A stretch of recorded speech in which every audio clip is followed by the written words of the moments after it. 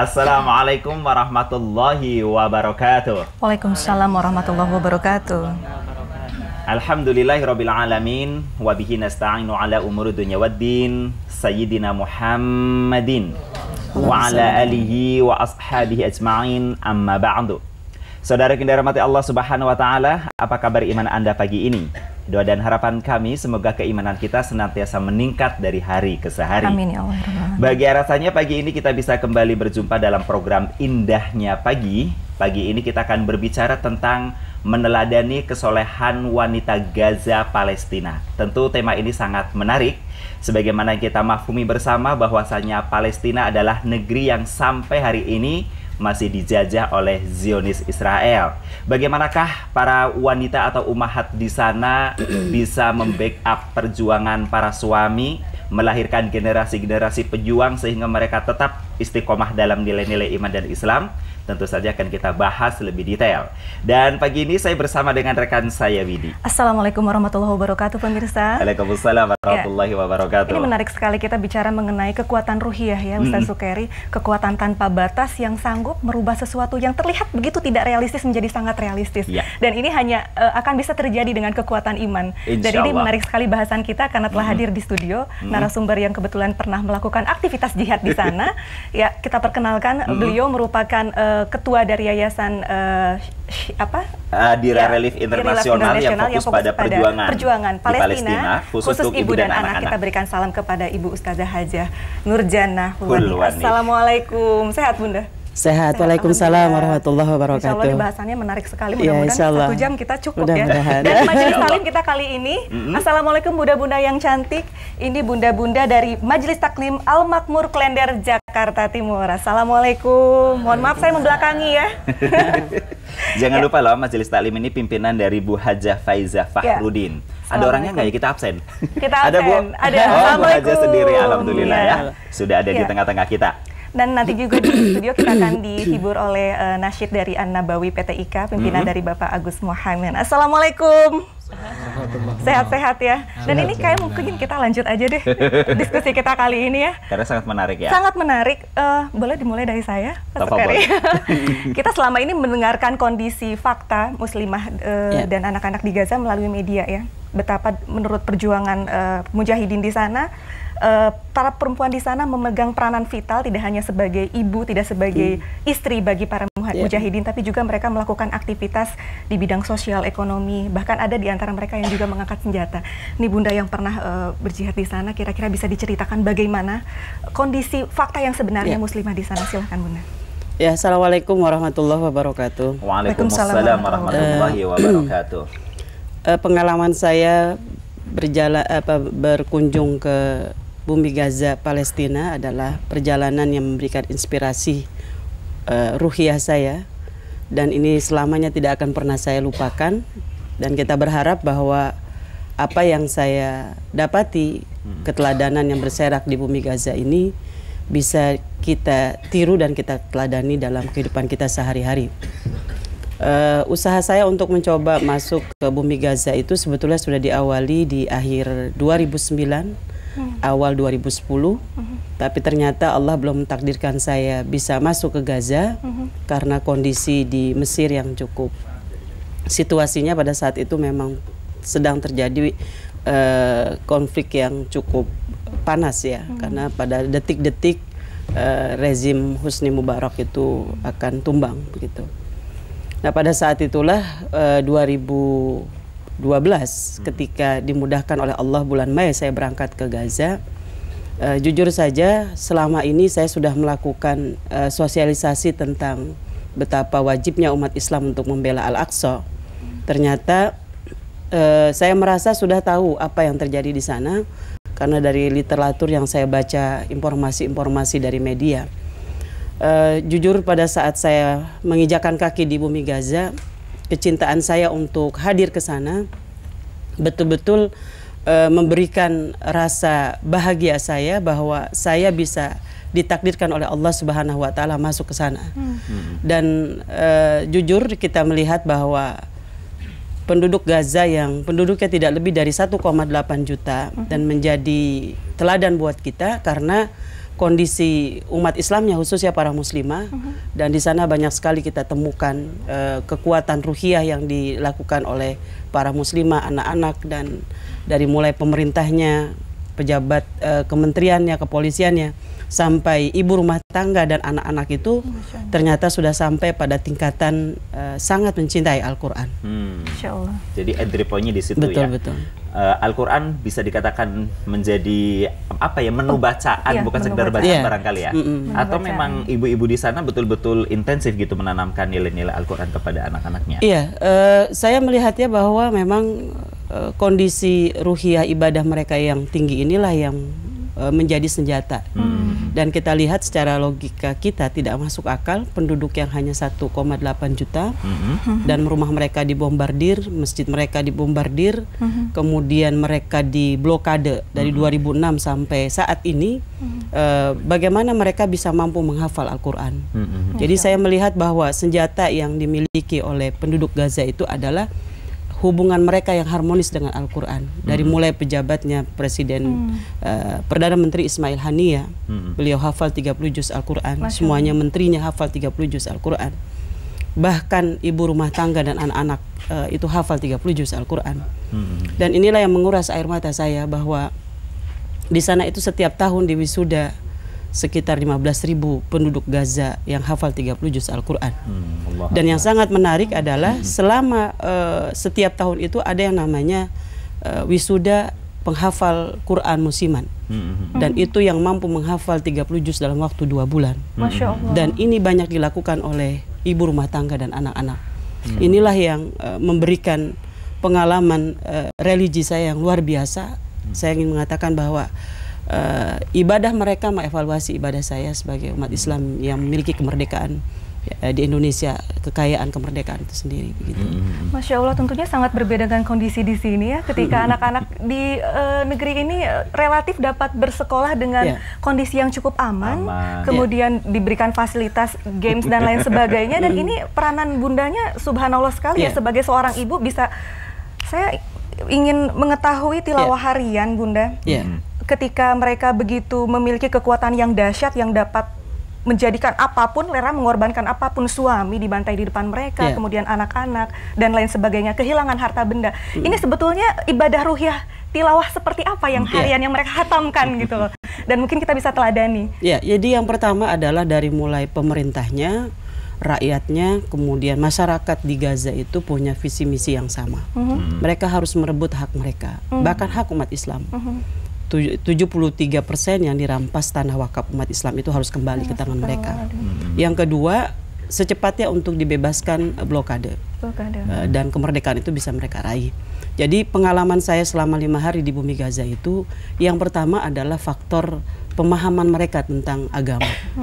Dan ternyata pemahaman agama ini sangat begitu kental dikuasai oleh umat Islam, dari mulai pemimpinnya, ibu-ibu rumah tangganya sampai anak-anaknya. Yang kedua adalah menghadirkan keteladanan.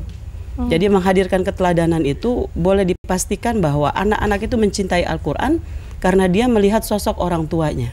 Jadi hampir tagline saya coba acak dari setiap anak-anak yang saya lihat di jalanan, di sekolah, di rumahan.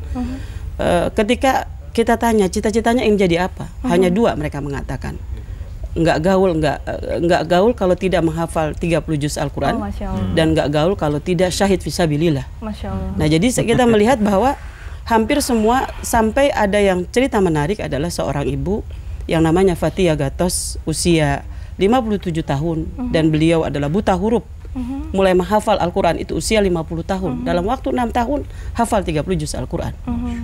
Nah, yang kedua adalah usianya sudah 57 tahun dan buta huruf begitu ya. Jujur saja pada saat itu saya bisa tersenyum, tapi sampai ke penginapan air mata saya terkuras kembali. Saya seusia seperti ini dan saya berada dalam ketentraman, kedamaian di Indonesia. Saya malu kepada Allah Subhanahu wa taala, hafalan yang saya miliki masih sedikit. Yang kedua adalah saya begitu bahagia lagi ketika ketemu seorang ibu yang namanya Ummu Ibtisam. Usia 50 tahun. Dia dengan bahagia dan tergopoh-gopoh berbicara kepada saya, Bu Nurjana, alhamdulillah saat ini saya sudah hafal 25 juz Al-Quran. Dan sepekan lagi saya akan hafal 5 juz lagi. Awal bulan saya akan diwisuda. Masya Allah.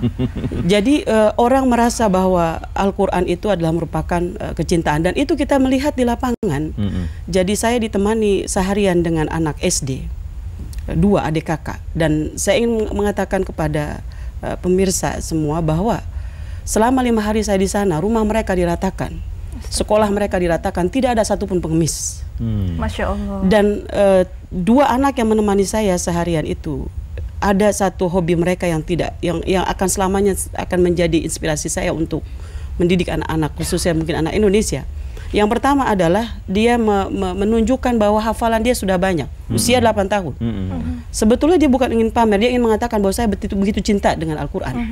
Ketika dia sudah merasa bosan dan dia khawatir kita mendengarkannya bosan Quran hafalan mereka itu, dia ganti dengan lagu-lagu perjuangan, membela Al-Aqsa, membela tanah air.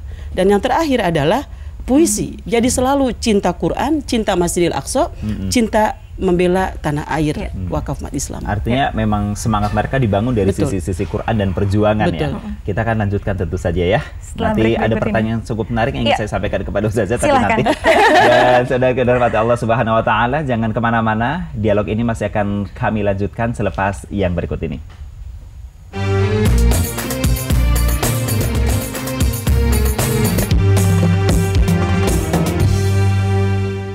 Ya, terima kasih Anda masih bersama dengan Indahnya Pagi. Tema yang sedang kita perbincangkan kali ini adalah meneladani kesolehan muslimah Gaza, Palestina. Anda bisa bergabung bersama kami di line telepon ke 5743476 atau 0215743478. Dan tanpa mengurangi rasa hormat, tentu saja nanti pertanyaan-pertanyaan yang disampaikan hendaknya sesuai dengan tema yang sedang kita perbincangkan. Saya lanjutkan dulu pertanyaan kepada Ustazah ya. Jadi dari sisi ruhiyah tadi memang sebenarnya Al-Quran. Mungkin barangkali ada di benak kita gitu ya. Apakah dalam arti memang sholat mereka juga sudah oke semua? Karena kalau di kita kan sebagian orang dengan alasan tidak sholat karena anaknya masih kencing di baju, misalnya kan masih ada yang begitu. Nah, fenomena seperti ini ada nggak di sana, Ustazah? Ya, saya ingin menceritakan kepada pemirsa sekalian bahwa yang pertama, kalau kita lihat bahwa membaca Al-Quran itu adalah bagi sebagian orang Islam mungkin menganggap itu sebagai sunnah. Untuk pekerjaan yang sunnah saja dia bisa melakukan begitu mencintai. Dan ingin saya katakan bahwa selama saya 5 hari di sana tidak ada satupun bioskop. Yang selama ini sebelum umat Islam di sana melakukan dakwah dan segala macam hal, bioskop-bioskop itu banyak. Tapi sekarang sudah tidak ada, bukan dilarang, tapi tidak ada peminatnya. Hampir setiap hari itu bukan di bulan Ramadan, masjid itu penuh seperti bulan Ramadan. Dan 2010 ketika ada tamu dari Indonesia datang ke sana, pada datang waktu saat sholat zuhur, kita semua mencari tempat wudhu. Kemudian kita bingung, kenapa pejabat yang ada di Gaza itu tidak ada satupun yang wudhu. Sebelum kebingungan kita terjawab, mereka mengatakan, pasti kalian bingung. Kenapa kami tidak berwudhu bersama-sama kalian? Semenjak tanah air kami diblokade oleh Israel, laknatullah, 2006. Sampai saat ini, semenjak itulah kami dan rakyat kami selalu standby dengan air wudhu. Karena kami tidak tahu kapan kesyahidan itu menjemput kami. Jadi saya ingin mengatakan bahwa penduduk Gaza ini adalah dia terbatas personilnya, dia terbatas senjata, bahkan mereka meramu sendiri. Tetapi kita lihat bahwa ibadah mereka yang surplus, pemahaman mereka yang begitu kental tentang perjuangan keislaman ini merupakan senjata yang ampuh. Bahkan pada saat saya berangkat ke sana, setelah saya pulang, 200 anak-anak Gaza yang ditangkepin oleh Zionis Israel.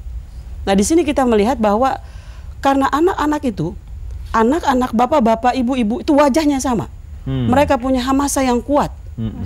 Ketika ditanya soal Yahudi, jawabannya sama. Ketika ditanya soal cita-citanya, hanya 2 cita-cita mereka. Menjadi penghafal Quran dan syahid fisabilillah. Dan yang menarik adalah mereka hafal dalam kondisi rumah mereka dihancurkan. Dan ketika mereka mau setor hafalan, ternyata ada 1-2 ayat yang bacaannya kurang bagus dan dianggap itu tidak signifikan. Mereka tidak mau. Mereka ingin mengulang kembali agar hafalan itu betul-betul melekat pada diri dia. Jadi inilah yang saya melihat bahwa tilawah mereka, hafalan mereka itu mengevaluasi hubungan kita yang tidak harmonis dengan Al-Quran selama ini. Masya Allah, ada penelpon yang masuk. Kita terima dulu. Assalamualaikum. Assalamualaikum warahmatullahi wabarakatuh. Waalaikumsalam warahmatullahi wabarakatuh. Ya, dengan siapa? Bapak dari mana? Dengan Ridwan Terus. Dari mana Bapak? Dari Lubuk Pandan, Lubuk Linggau. Ya, silakan Pak Ridwan. Assalamualaikum Bu Ustazah. Waalaikumsalam Pak. Waalaikumsalam warahmatullahi wabarakatuh. Begini Pak Ustaz, Bu Ustazah ya. Kita orang Indonesia ya, benar-benar udah merdeka ya. Tapi kebanyakan tak banyak yang menghafal Islam, Al-Quran, menghafalkan Al-Quran. Yang saya tanyakan, bagaimana kelaknya kalau dalam meninggal dunia yang tidak bisa menghafal Al-Quran itu? Iya. Terima kasih sebelumnya. Terima kasih Pak Ridwan. Assalamualaikum. Waalaikumsalam warahmatullahi wabarakatuh. wabarakatuh. Ya, banyak sekali Di penelpon hari belakang Pak ini. Ridwan ya. Ya, Kita assalamualaikum. sapa-sapa. Assalamualaikum. Waalaikumsalam warahmatullahi wabarakatuh. Ya, dengan Bapak siapa, dari mana? Dan hamba Allah ini di Brebes. Dari Brebes. Silakan, jauh sekali Saya juga Brebes. hamba Allah masalahnya. Ustazah, Iya. yang mau ditanyakan bagaimana metode atau cara penghafal Al-Quran biar kita yang sudah tua itu bisa menghafal Al-Quran 30 juz gitu. Ya, Masya Allah. Yang pertama, yang kedua, bagaimana biar keluarga kita itu seperti di Gaza, artinya dalam arti perbaikan dengan pakaian yang syar'i gitu. Makasih. Assalamualaikum warahmatullahi wabarakatuh. Waalaikumsalam warahmatullahi warahmatullahi wabarakatuh. wabarakatuh. Ini pertanyaannya baik. Yang pertama adalah bagaimana seandainya ketika kita hidup kemudian meninggal kita belum sempat menghafal Al-Quran? Silakan. Ya, saya ingin mengatakan, mengutip dari pendapat ulama tentunya ya, bahwa orang hebat itu adalah orang yang merancang kehidupannya, dan orang yang paling hebat adalah orang yang merancang kematiannya. Kematian seperti apa yang akan kita hadirkan, maka kita harus memperjuangkan. Orang-orang di Gaza, tingkatan mereka sudah sampai kepada menghafal Al-Quran. Tapi untuk kita sekarang ini di Indonesia, jenjang menghafal Al-Quran itu memang pahalanya luar biasa. Dia bukan hanya jenazahnya saat meninggal itu akan utuh, tapi dia juga akan memberikan mahkota kepada kedua orang tuanya. Tapi yang menjadi persoalan adalah bagaimana sekarang ini kita mulai memperbaiki hubungan kita dengan Allah. Yang dikatakan sahibul Quran, teman yang sejati itu, yang chemistry dengan Al-Quran di akhirat nanti menjadi syafaat kita, karena kita sering mensilaturahimi mereka Al-Quran itu sendiri, dengan belajar membacanya, memperbagusnya, kemudian mempelajari tafsirnya, kemudian mempraktekkan dalam kehidupan kita sehari-hari. Ketika jenjang ini sudah kita lalui, maka kita akan sampai pada tingkatan menghafal. Nah, menghafal di sinilah kita lihat sekarang ini bagaimana kita bisa mencoba 1 hari 1 juz membaca Al-Quran. Kalau belum, bisa saja 24 jam kita 1 juz. Karena yang membuat berat sebetulnya adalah kita digelantungi lemak-lemak dosa yang masih melekat pada diri kita. Dan itu harus kita hancurkan. 1 ain, 2 ain, 3 ain, sampai nanti lemak dosa itu berguguran. Tidak suka baca Al-Quran berganti menjadi mencintai, ringan menjadi berat menjadi mudah, dan tidak suka menjadi suka. Kalau sudah terjadi seperti itu, maka kita bisa meningkat dengan menghafalnya. Dan sekali lagi saya mengatakan, tidak ada yang tidak mungkin. Kita bisa karena dibisakan oleh Allah Subhanahu wa taala. Ya, jadi munculkan rasa cinta dulu rasa cinta dulu kepada Al-Quran. Dan berproses ternyata ya. Betul. Ya. Dari ada tahapan-tahapannya. iya. 1 ain, 2 ain, 1 ukro, 2 ukro. Ustazah, tadi pertanyaan hamba Allah di Brebes itu juga cukup bagus ya. Menanyakan untuk yang usia tua gimana sih tekniknya belajar dari saudara-saudara kita di Gaza gitu ya. Iya, jadi saya ingin menyampaikan kepada penanya ya, bahwa logika yang kita bayangkan bahwa kita kayaknya nggak mungkin deh menghafal Al-Quran. Saya ingin mencontohkan bahwa orang di Gaza itu usia buta huruf dan dia usia 57 tahun bisa. Dan ternyata di Gaza itu menggunakan metode semakin tumbuh suburnya lembaga-lembaga penghafal Al-Quran, itu sama banyaknya lembaga-lembaga yang menjaga hafalan Quran. Dan saya ingin menyampaikan kepada pemirsa bahwa apa yang saya alami di Gaza, di Indonesia sudah terjadi. Di markas Quran di Indonesia ini sudah, saya baru dapatkan 2 pekan yang lalu, bahwa ada seorang ibu usia 42 tahun. Kemudian dia jadi guru, tidak punya pembantu, dalam waktu 4 tahun hafal 30 juz Al-Quran. Jadi saya ingin mengatakan bahwa kita semua itu punya peluang dan punya kemampuan untuk bisa menghafal Al-Quran. Cuma harus kita mulai dengan cara mencintai Al-Quran itu sendiri. Dan murojaah jangan lupa. Murojaah ya. jangan lupa. Betul. Kalau di murojaah suka lupa. Satu lagi, bagaimana supaya masyarakat kita, mungkin barangkali yang ditanyakan lebih spesifik kepada kaum Hawa gitu ya, supaya berpakaiannya menutup aurat seperti saudara-saudara kita di Palestina. Iya. Jadi yang pertama saya melihat bahwa menutup aurat itu adalah wajib bagi muslimah ya. Kita ambil contoh persoalan yang terjadi di tengah-tengah kita ini. Tidak mungkin seorang polwan itu berjuang sedemikian gigih untuk memperjuangkan bagaimana dia tetap berbusana muslimah pada saat bekerja. Kalau itu hukumnya bukan wajib begitu. Jadi pada saat kita melepaskan aurat kita, pada saat itu adalah kita mengumpulkan dosa kita. Jadi sama dengan Al-Quran. Kita belajar mencintai busana yang diridhoi oleh Allah Subhanahu wa taala. Sedikit demi sedikit ya. Dan membaca. Iya, itu salah satu yang membuat orang-orang Gaza juga fight ya, karena kedekatan mereka dengan nilai-nilai ruhiyah. Betul. Sepertinya kita harus menyimak lagu nih, Wit. Iya, kita break dulu sesaat. Iya. Jangan kemana-mana, kita masih akan menyimak satu buah lagu dari grup An-Nabawi PT IKI Jakarta. Iya.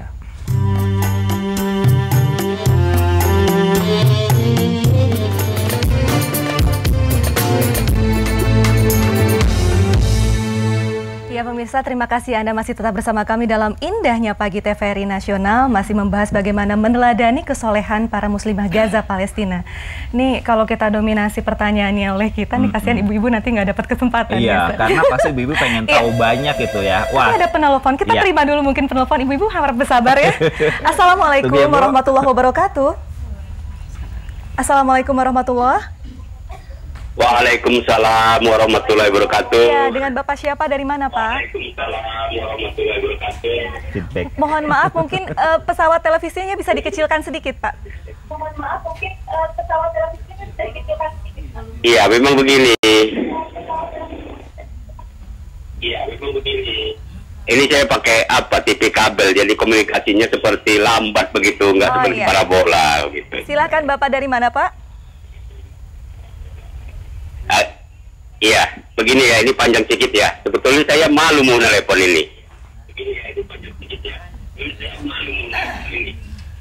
Saya pada saat ini usia saya sudah 56 tahun lebih begitu.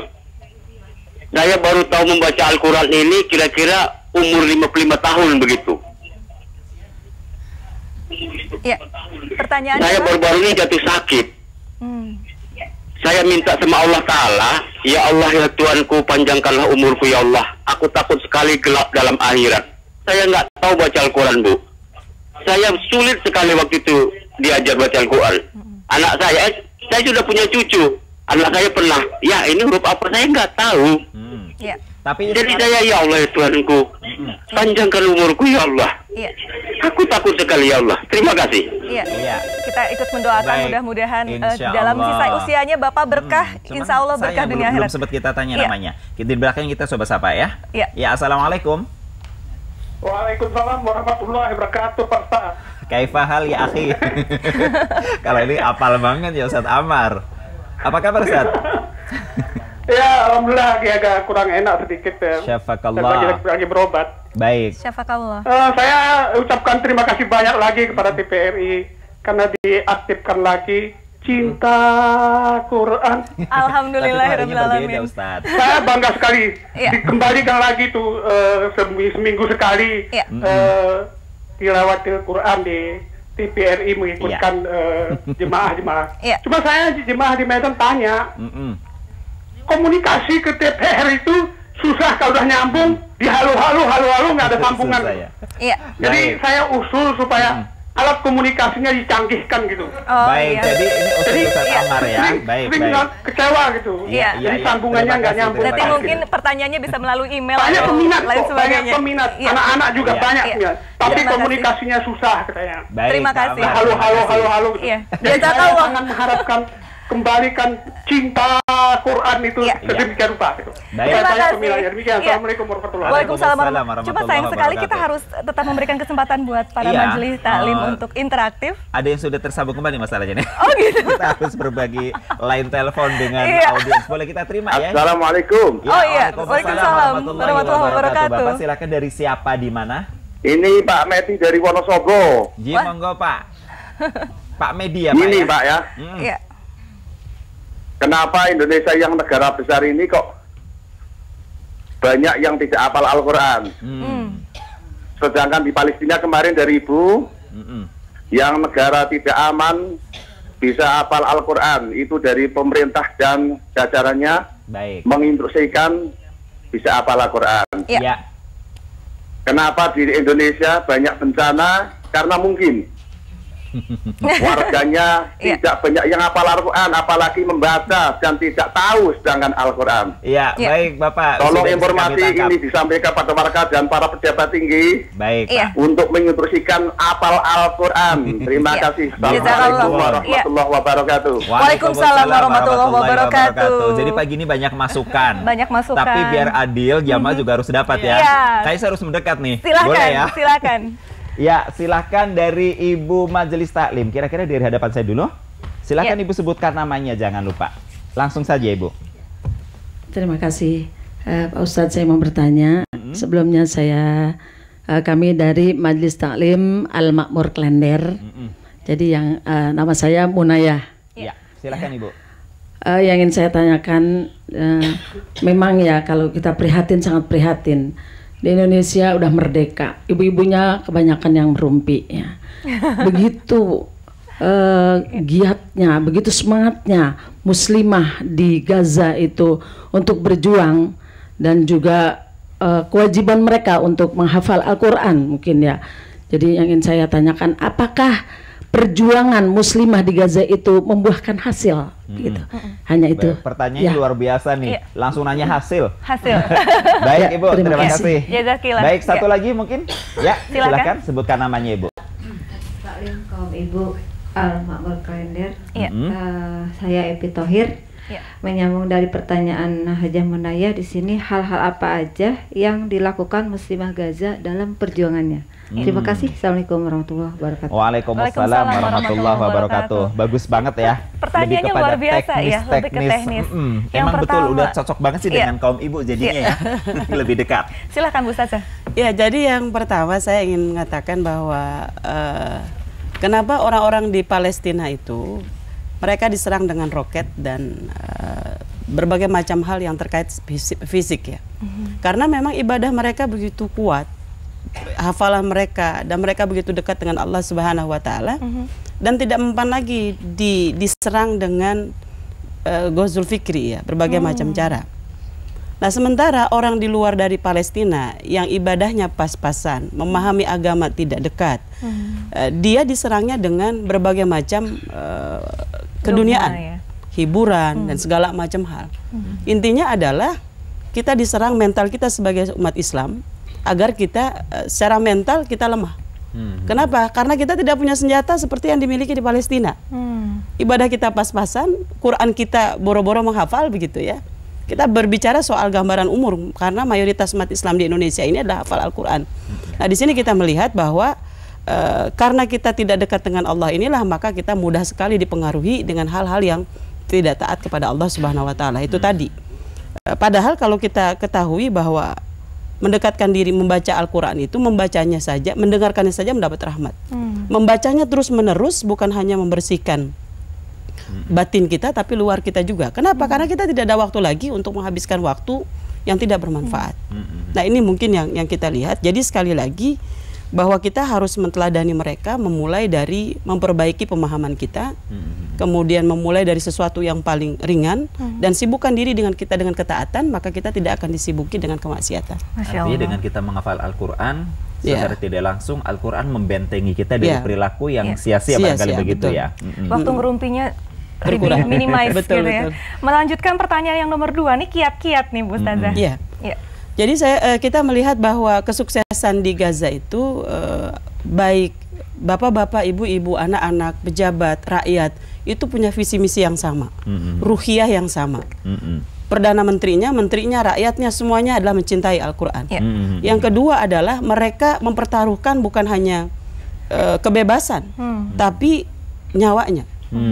Suatu saat saya dihempaskan lagi perasaan saya ketika saya mendatangi satu ruangan yang penuh dengan perempuan, laki, anak, bapak-bapak ya, yang mereka cacat ya. Ada yang bola matanya sudah tidak ada, tangannya, kakinya, semua segala macam sudah tidak ada.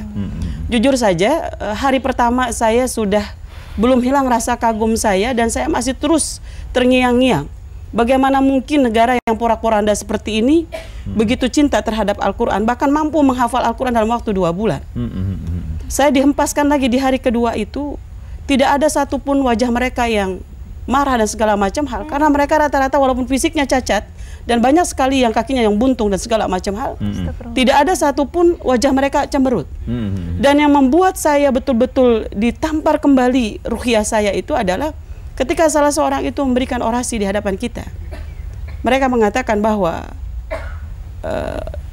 kami bersyukur semoga separuh tubuh-tubuh kami sudah ada di surgamu Allah. Masya Allah. Masih ada separuh tubuh kami yang akan kami pertaruhkan untuk menjaga Masjidil Aqsa, masjid umat Islam seluruh dunia. Jadi kita melihat bahwa yang mereka pertaruhkan itu bukan lagi kemerdekaan mereka. Jadi dia katakan bahwa Masjid Al-Aqsa inilah masjid umat Islam seluruh dunia yang diabadikan dalam surah Al-Isra yang selalu kita rayakan. Yang dikatakan Barokna haulahu. Rasulullah SAW di sana Isra Mi'raj. Yang kedua adalah bumi para anbiya. Nah di sini kita melihat bahwa ibadah mereka pertaruhkan adalah nyawa mereka, bahkan anak-anak mereka. Dan terakhir itu ketika saya menghadiri demo mogok makan, di antara pesertanya itu adalah ibu-ibu hampir 50, yang paling muda usia 50 tahun, yang paling tua 85 tahun. Saya betul-betul apalagi yang akan saya dapatkan keteladanan pada hari itu. Itu hari ke-28 mereka tidak makan. Ketika saya tanyakan kenapa tidak makan, dia katakan anak kami, cucu kami, suami kami sudah diculik 10 tahun, 20 tahun, 30 tahun. Kami belum pernah ketemu. Hari ini kami hanya minta 1 jam dan 2 jam untuk bisa memeluk mereka dan menemui mereka. Kami tidak ingin anak-anak kami dibebaskan, karena dari situlah dia menjemput kesyahidan. Dan sekali lagi ingin kami katakan kepada umat Islam seluruh dunia, kami mempertaruhkan ini semua adalah untuk menjaga harga diri umat Islam. Hancurnya Al-Aqsa, direbutnya tanah Palestina adalah hancurnya harga diri umat Islam seluruh dunia.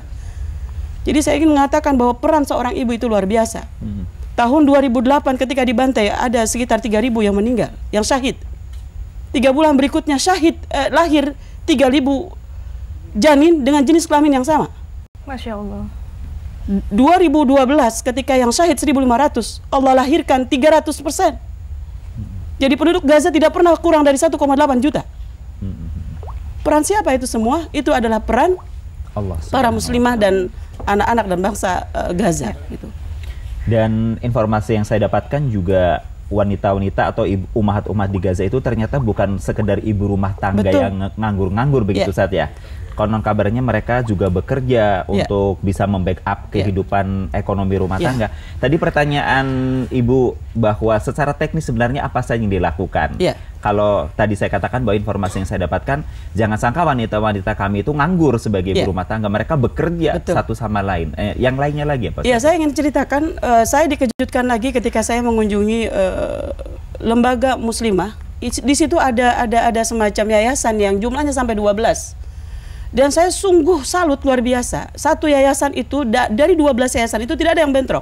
Ada bagian yang merehabilitasi anak-anak, pemberdayaan ekonomi. Tidak ada satupun istri para syuhada itu yang nganggur.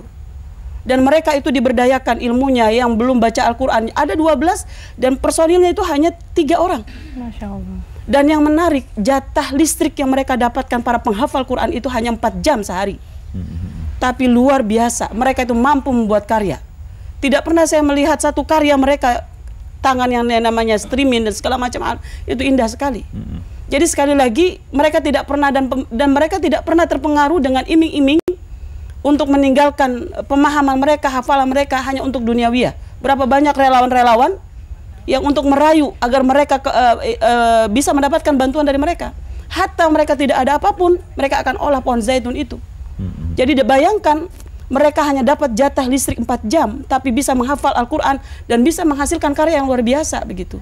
Semuanya itu mereka lakukan adalah untuk membela Al-Aqsa dan menjaga agar Al-Aqsa tetap kokoh sampai akhir zaman.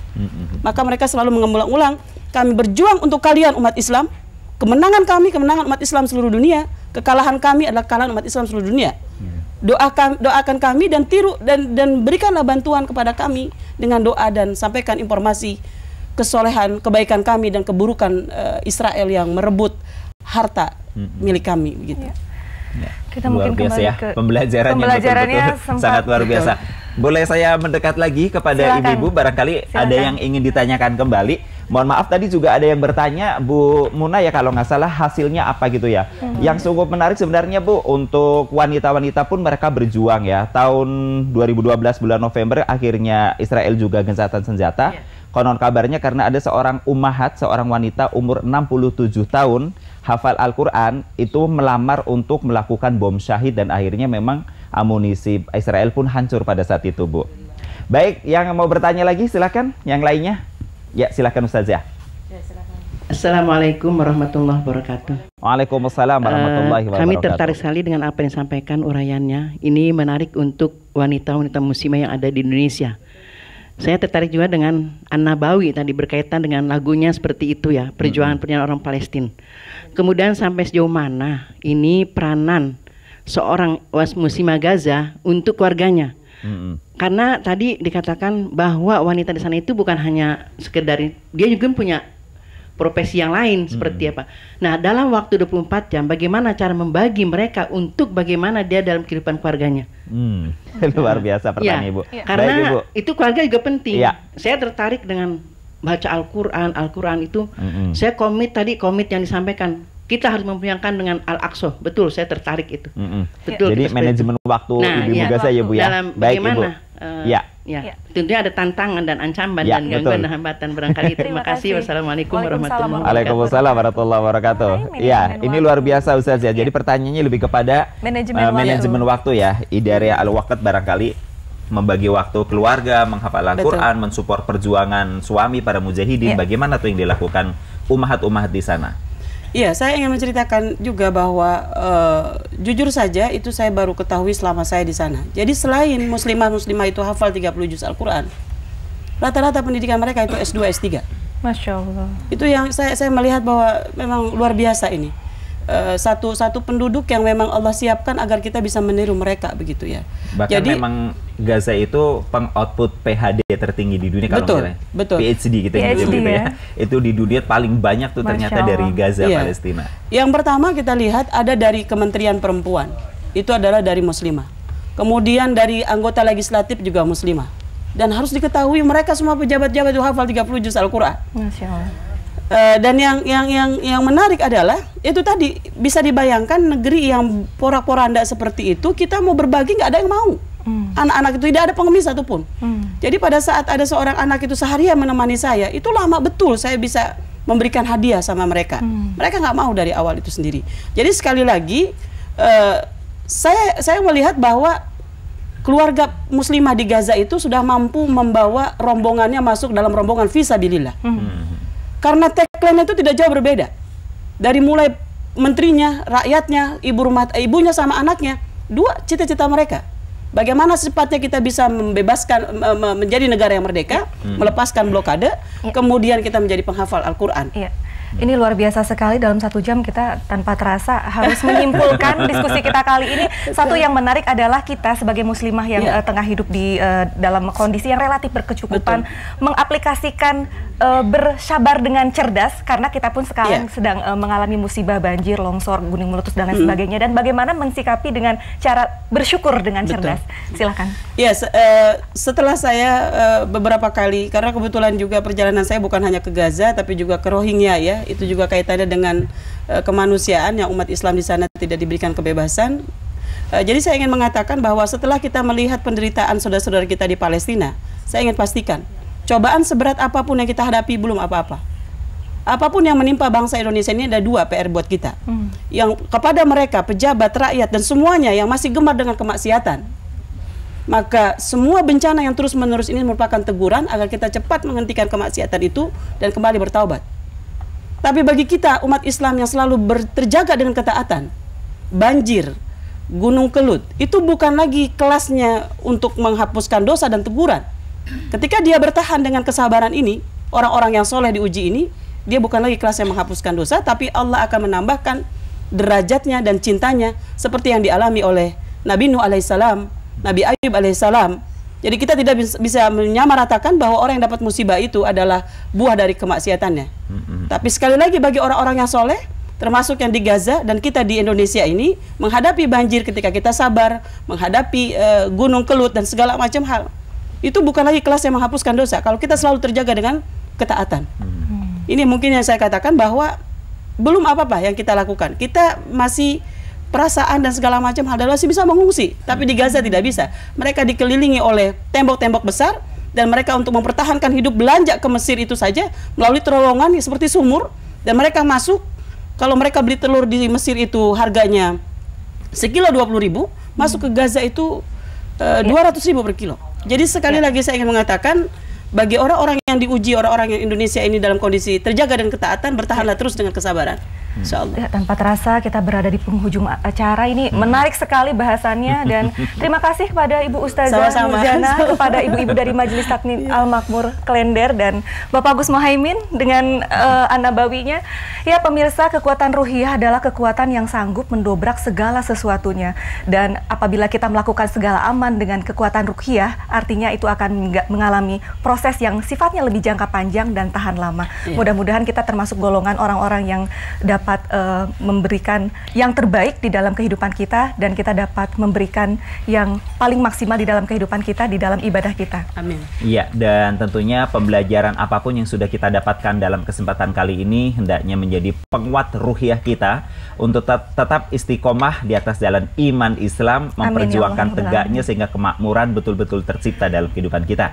Akhirnya kami berdua dan seluruh kerabat kerja yang bertugas mengucapkan jazakumullah khairan atas kebersamaannya. Ila liqa fi amanillah, billahi taufik wal hidayah. Wassalamualaikum warahmatullahi wabarakatuh.